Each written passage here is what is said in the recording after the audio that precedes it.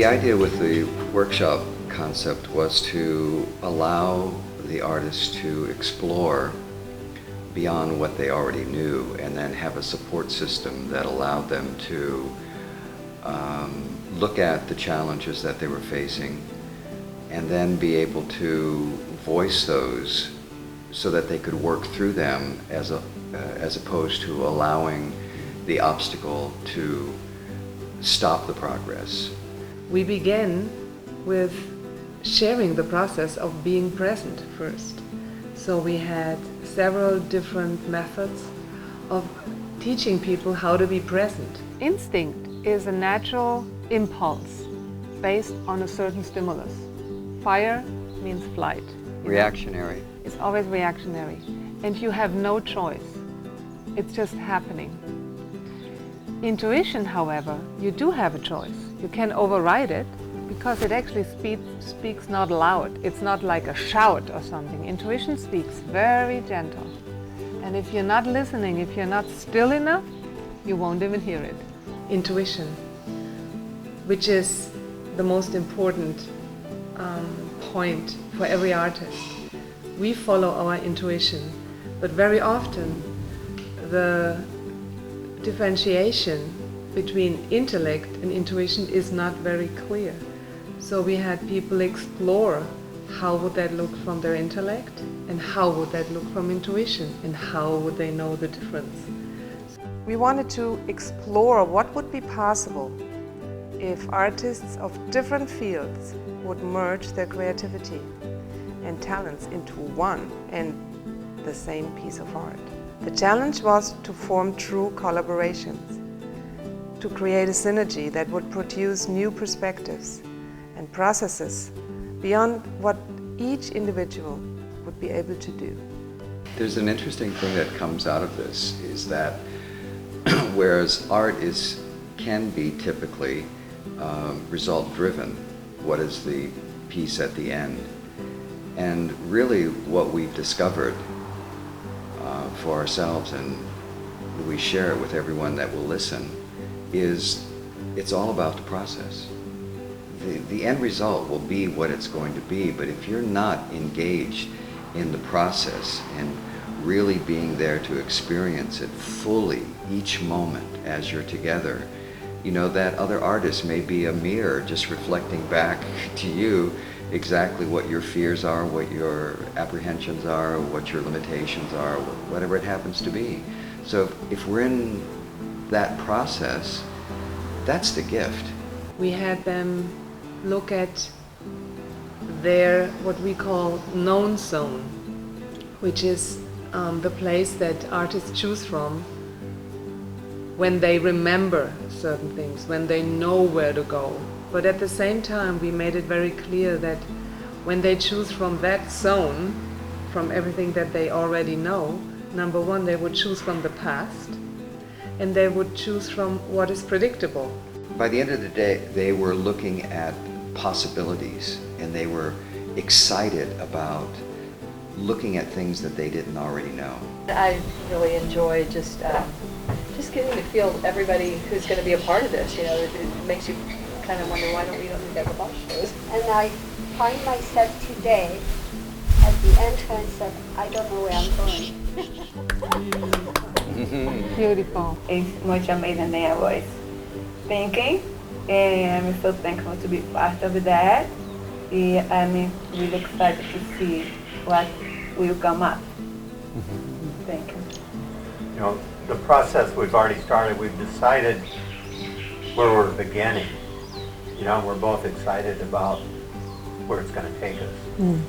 But we have no real preconceived notion where it's going to take us. Yeah, I have such a different experience of vulnerability than, I mean, yeah, it doesn't seem weak at all. It feels so strong. And because I haven't worked in this way before, I appreciate the support and encouragement to be in that place of vulnerability and the richness that can come from being vulnerable. It's something that I think about and like, but it's rare that I feel like I can go there with such enthusiasm and support. So.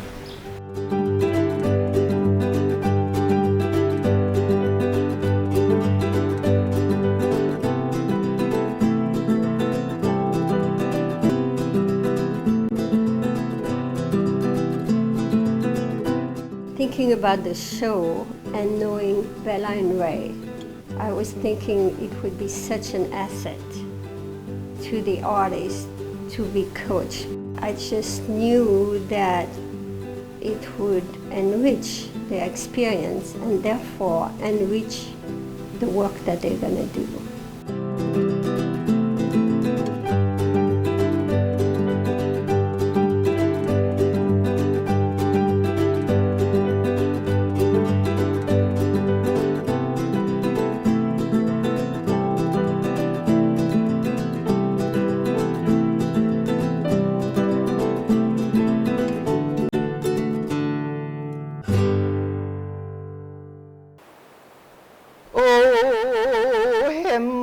Gabielle o Kaui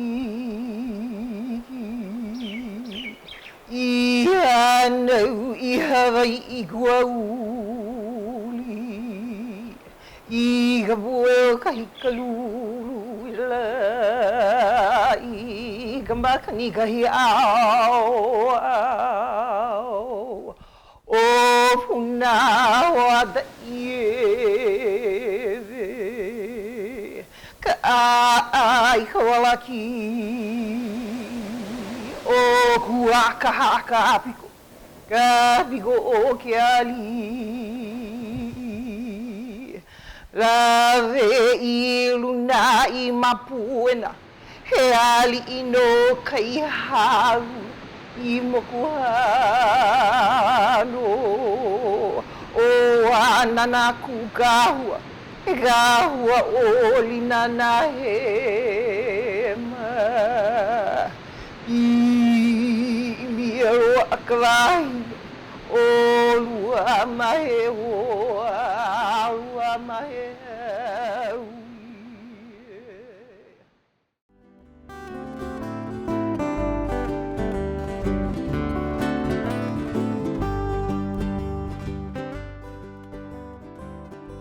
I come from a family who are dancers and educators on my father's side.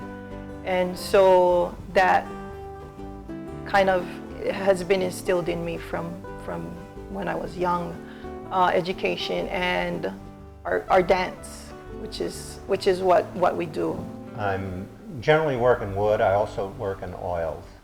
And I've done a number of pieces where I've asked Kaui Kanakaole to help me with titles and stuff. So in thinking about this piece, I decided to ask her if she would be willing to collaborate with me.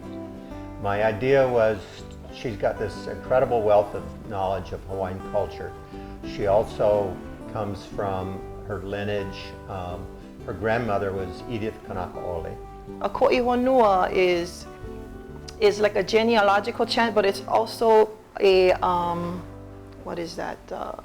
prophecy for their life, and it's written after, it's not written when they're born, it's written after their life happens, and so when looking at this chant, when I was given the chant, I felt so moved to do something with it because of how old it was. And also the names of the places in the chant are still used today.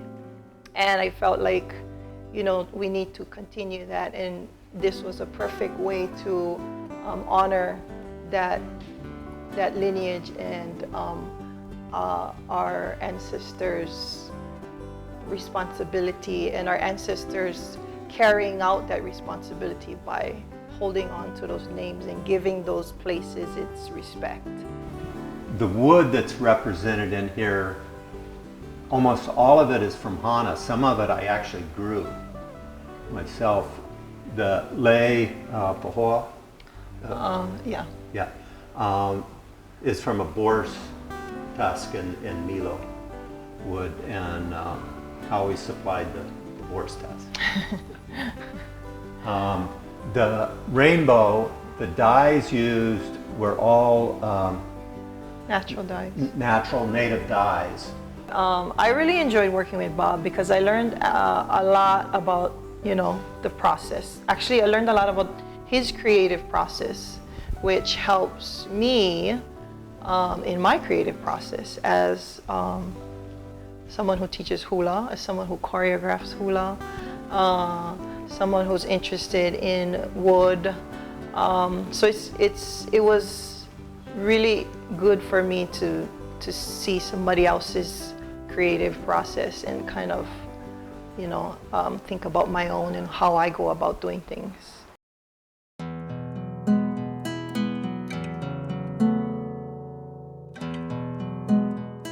When invited by Viewpoints to do an artistic collaboration, for me, I instantly knew exactly who I would work with. It would be Anna. I've always been very drawn to her abstract paintings for their contemporary sensibility and beautiful use of color. I was really happy to work with Michael Wisner. I really adore his work. He's an amazing ceramic artist, and he does. Was new for him to put his three-dimensional piece here on the panel. My thought was, in collaborating with Anna, to use the textural work that I have traditionally done on ceramics and put that onto a 2D canvas, actually in a 3D manner, and use them basically as architectural elements, whereby she could then begin collaborating with the texture work. I've always seen Anna as a very instinctual artist, and I've always worked the same way myself, where I don't like to give a lot of description or words to what I do. Rather, I like to look at something and respond from a non-verbal level. Yeah, and Anna and I have always admired one another's work, and I think for me, the biggest success in doing this collaboration together was being able to do something I love and then hand it off to her, and then really enjoy watching what she did with that experience. I feel like she did such a fantastic job in taking these textures and then painting them with many overlays to create almost a rusted patina, and making them almost look as if they were some kind of derelict or rusted patinaed metal. We have a lot of respect and appreciation for each other's opinions, so it was really good to feel the trust. So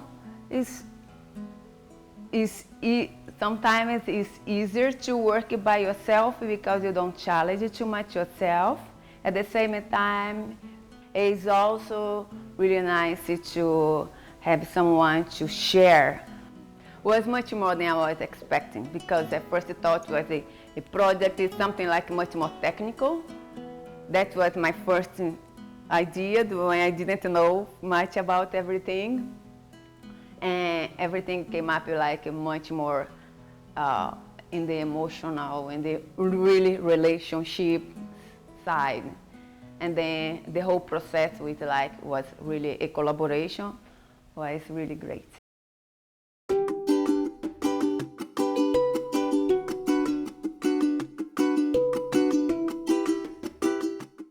We started our collaboration as it's relationships and collaborations, and so we wanted to have our relationship be a really integral part of the whole process. So we did pieces, we went on a date, and then we started doing pieces separately. We thought we'll have our pieces be influenced by the date. And so the initial pieces, I was working in charcoal, you were working in gouache or watercolor and embroidering. And those pieces still had our own style going on. And then the pieces, we started actually then having our pieces influence each other. I guess the first piece where we really started collaborating was the blue piece, the smallest, the blue and the red. At that point, we were still working with the subject or the content of our relationship as being the source of inspiration, which did continue throughout. I love that there's this progression as our relationship was getting closer and we were more trusting and getting to know each other and our aesthetic and how we work, it was just, our work sort of reflects that same gradual progression. I started with the Cosmic Connect by painting, and I painted something, and I loved it. I fell in love with it. I was like, oh, it's perfect. I hope Chenta doesn't ruin it, which is what I kind of thought in my head. You know, I was like, I don't know what she's going to add to it, but I hope she doesn't. And then in the other piece too, she started with something. She started painting, and I came to it, and so it was the first time that we were going to really start working together. And I was very aware all of a sudden of my attachment to how it was going to turn out and what it was going to look like.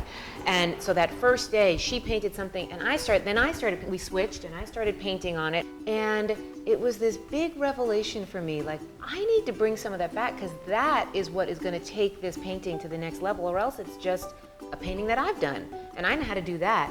And once I started doing that and allowing her what she had put down to start showing through, and then really almost accentuating those pieces, the piece just began to take on a whole new life that I could have never done on my own. Well, for me, I could actually speak about the same two pieces, because those were the two pieces where we were going back and forth. Gabby started one, I started the other. We just painted for a while, and then we would just switch, and in the beginning we didn't really talk much, and we just saw then what had come.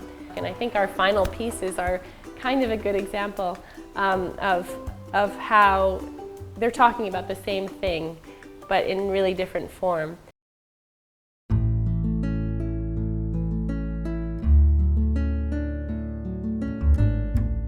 What we have is a prayer wheel, first that I've ever done bending metal, and we put it into the heart of this old growth pine tree that Tim had sourced out of Poli. And really it's the heart of the tree, and our concept was that you would slow down for a minute and spin the prayer wheel, and every time that the prayer wheel spins, you're sending a prayer to heaven for the healing of the earth and the saving of our forest. And that was our concept to begin with. The three different slabs where they join in the middle is actually the heart of the tree. So as you look inside, you'll see the rings and cut. So this Mercedes is a book matched, as you can see the knots here and the knots here as it came out of the log. The Mercedes now makes the heart. The opening symbolizes the center of the tree where the wheel has been placed. And kind of from our heart to the heart of the earth, to the heart of the tree, we're trying to, as Jim said, make people slow down. Think about what we're doing to the planet, what we're doing that, and we're starting it with one tree, one spin, one thought. And if we can take that process a little farther, who knows where we can go with it, make it a little better place to live. Working with Jim was very exciting. Somehow, how these two materials would work together was really, really exciting to me. From my side, which was more the sculptural side, were we going to take one solid log and carve a hole in it? How do we stand the piece up was a little bit of an issue. And then working together, we live farther apart.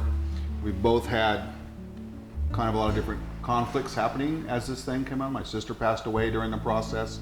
Jim just got back from his father-in-law passing away, which is kind of amazing that we're talking about heart and healing and collaborations, and we both had so many incredible things happening during the process of this, yet still managed, I feel, to come up with something that is absolutely beautiful and meaningful. To me, collaborations opens up a different way of thinking. We kind of all get set in our ways, and I think working with Jim and seeing his process has opened my eyes to some other ideas.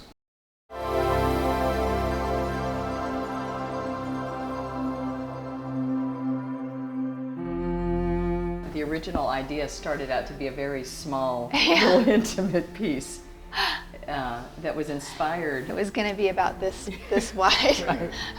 That was inspired by, why don't you tell them what it was originally inspired by? There is a pair of antique calligraphy paintings, and I was so transfixed by these staying in a house during a summer where they hung.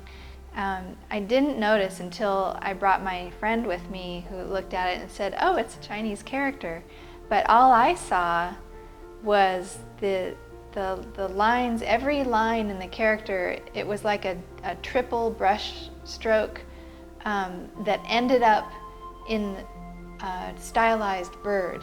So it looked like just bird song and bird flight and bird just flourishing around. Brian and I went on a hike, and he found in the jungle, laying down on a rock, this branch with this bird's nest. And he says, "I know you're going to want this."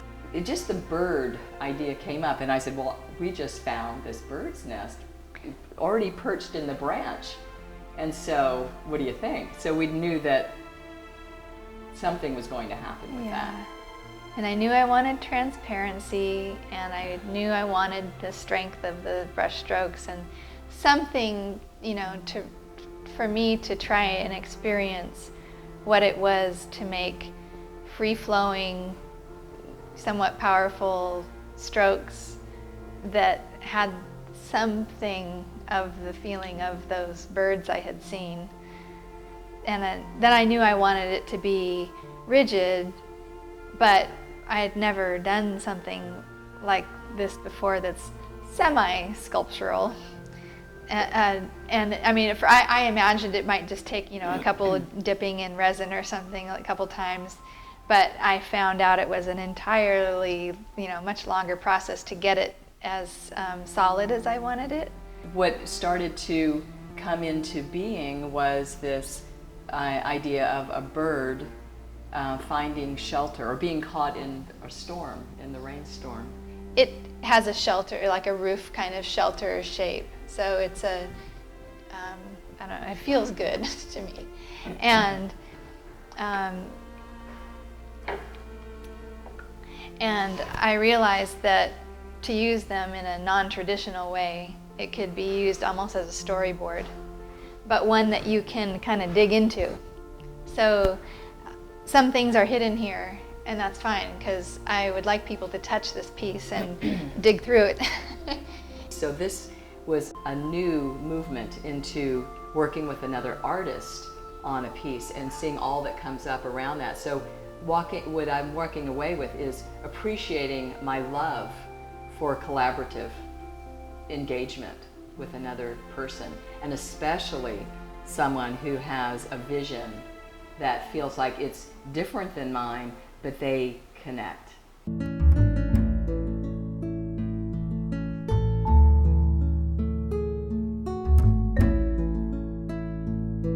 Shining Essence is about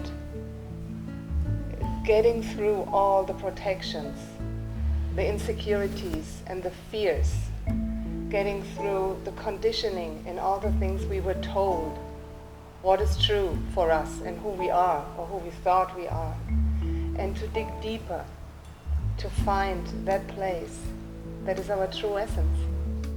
And the metal on that particular piece represents that part of us that we don't want to expose, the part that we want to have concealed, that we protect, that we don't let anybody see at all. The best part of these pieces, which we call Ponoscapes, are actually not even seen. It was our choice to follow something that we have learned from the Hawaiians, who say the secrets are always hidden in plain sight.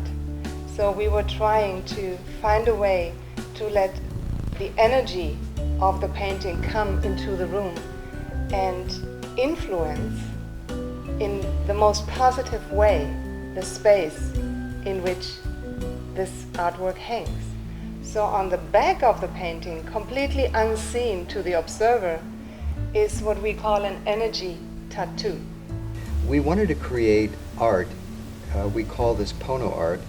We wanted to create art that would actually change the environment in which it's hanging, so that there's an energetic frequency of the piece that's actually hanging in a space that affects the space in a positive way. The second piece, Living Without Boundaries, was inspired by Bella. So as you can see, these are all books. It's boundless. Of all the very important books in my life, they're all about how to coach people and what is right. And it's a lot about what many people think, which is what books are. And the interesting part is, Ray and I, we are writers. We are writing a self-help book, which obviously has changed now. So the whole idea was to take all these books. I took all the pages out. It was so freeing because I could literally say, we can now do just what we want and what we think is right. For us, what's Pono for us? So I literally started to rip the pages out and rip the binding out. And what actually showed up was this interesting texture. And I could just free myself. And then I took more books and I started to have fun with it. And then I started to arrange them on, a piece of wood. And it was the biggest freedom for me to really let go of all this structured way of having to do things this way or that way just because somebody says so. Messages from Within is a piece that, again, showed up during the process. All of the scalloped pieces are actually the pages from the book that we ripped in a certain process, encoded them so that they would be there on the painting as a form of representing all the belief systems that occur within a person's life. Again, it is really just having the clarity to see what is true and who we really and truly are, rather than buying into any made-up story of ourselves, of our parents, of our environment, of anybody.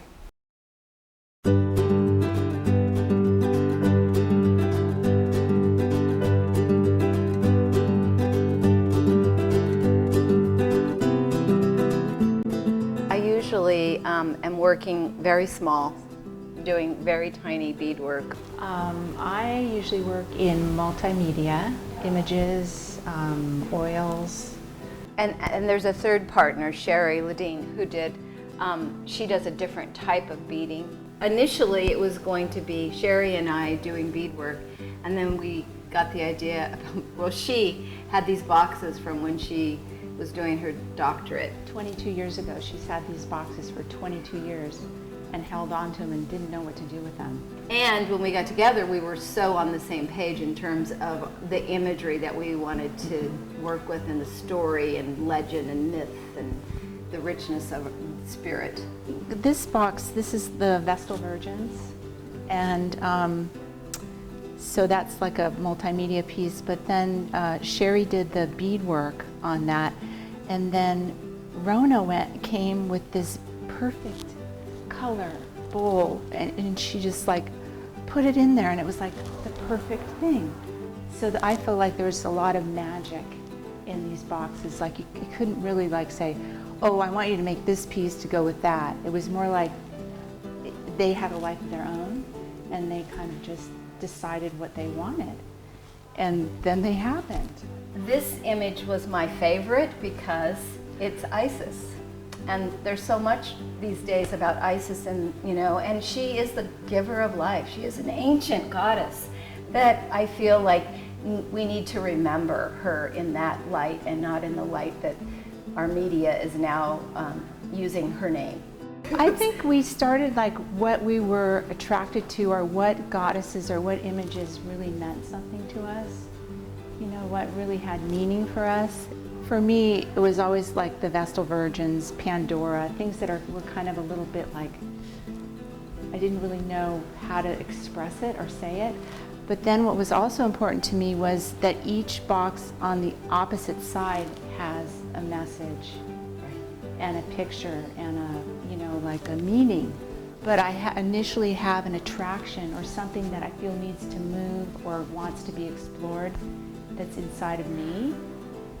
And when I look at something or read something about Isis or the Buddha or Pandora, I realized in exploring all of these that they're all connected, that all through all the, every myth, everything, they each are so similar, really. They just have different names.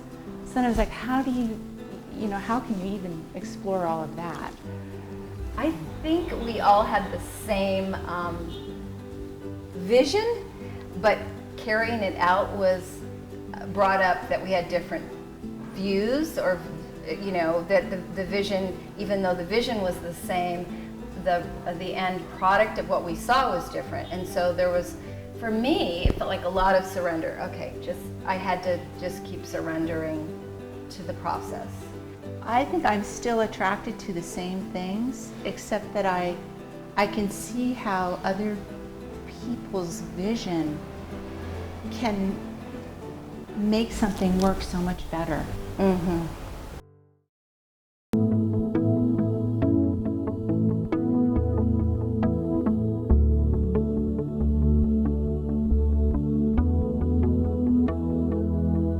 Sayaka and I created 3 pieces that are loosely based on constellations.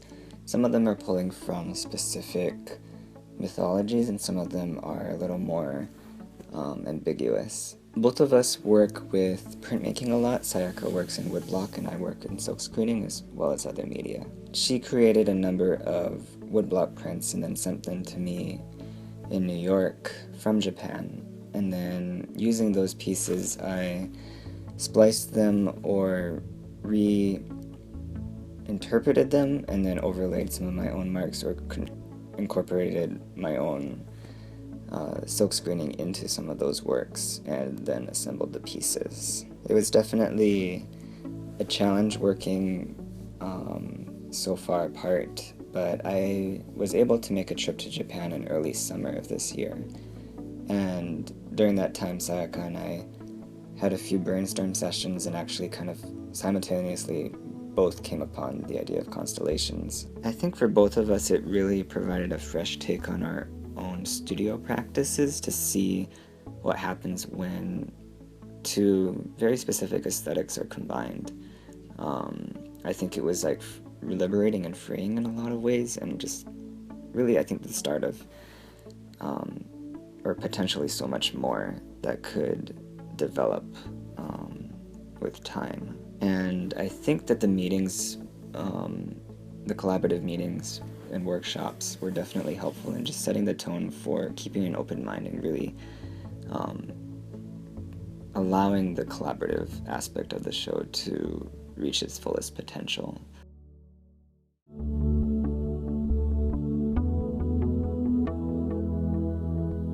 I usually work in Kinform class, and I also worked in Kinform class for the collaboration.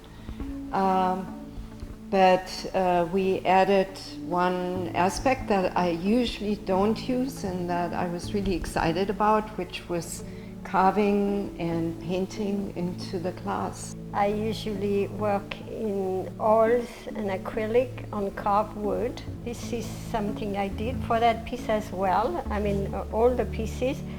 But I worked in a different way by allowing the glass to interfere with the wood and the carving of the wood. Also painting on the glass as well with Karuna. What we really want to do is create many different layers, and so we carved on top of the glass, on the back of the glass. The wood is carved on. We have the reflections that are created by being carved in the glass, and also the different reflections that happen from the paint on the glass and the wood. To me, what's really interesting is how the wood is actually not totally flat, but also bent. And that bending of the wood, which I did once before, but including the glass with it, it kind of amplified the quality of the bending of the wood by because of the way the light hits the piece, it will make all the color will reflect much more when it's three-dimensional than when it's flat. This idea came just because the glass was lying on the wall and there was reflection that were happening on the wall. You get the dimensionality in the glass, you get the dimensionality in the wood, but you also get dimensionality where the two mediums meet. What was a real treat for me, because I usually work mostly in functional pieces, to have the experience of going more the visual fine art route was a wonderful experience for me. So that process, which is very actually methodical, but and I think for the kind of work Karuna does, it's really important working on glass where you really have to know ahead what you're doing. Really was something that I'm going to take home. What's really interesting to me with that piece is that it has a quality of different layers and different levels, as well as a oneness. The challenge for me was to come to a piece, to come to a more narrow path to create something that is visually interesting. Something out of the box, but comes to a piece of art that is legitimate.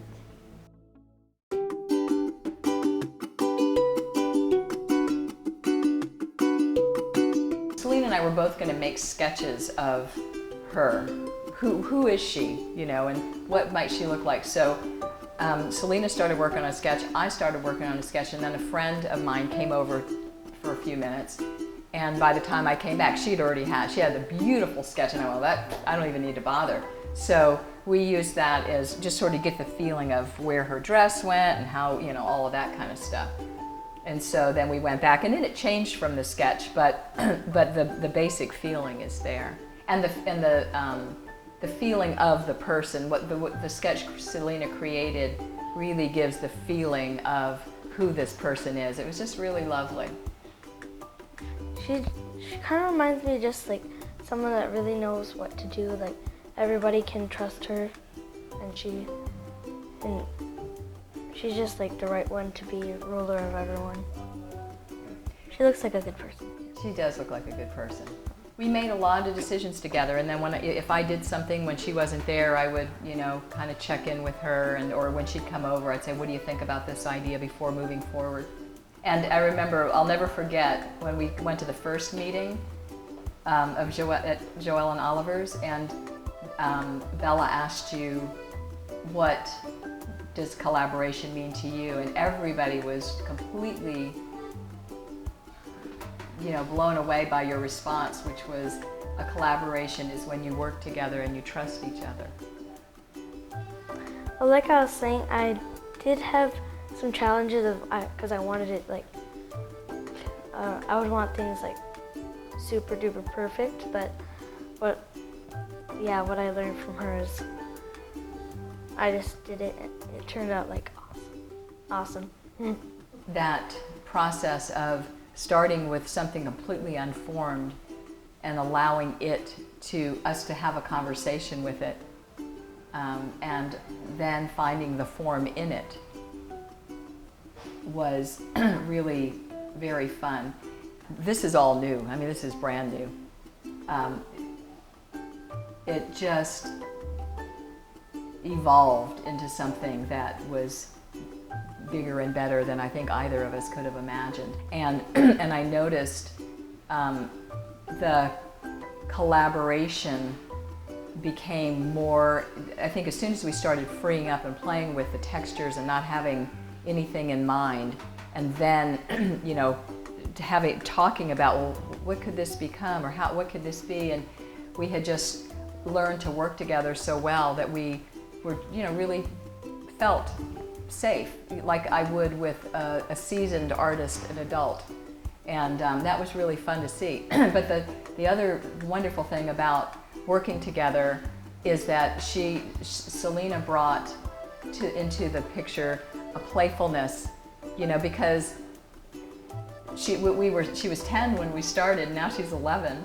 We had a lot of play in there too. We'd dance, we'd sing. Celina's got a fabulous voice, and we would speak with Russian accents because Celina started that with me while we were working. We just did all sorts of things that just made it super fun working together. As the art director for Viewpoints Gallery, I always look for ways to stimulate the creativity of the artist. Joëlle sees the larger view.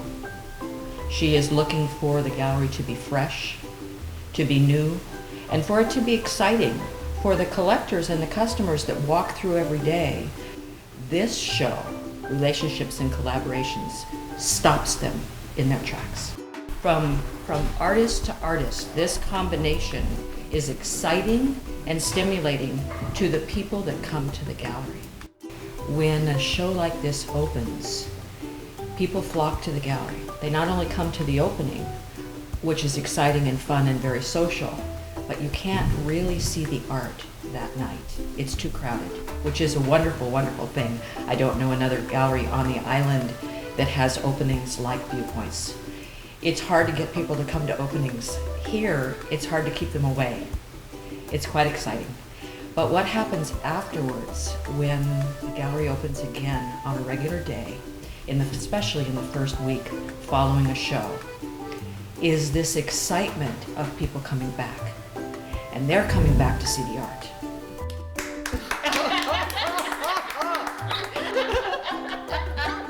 You want to narrate the whole video? Okay, let's go home. Yeah, we're done. Our work is finished. Yeah.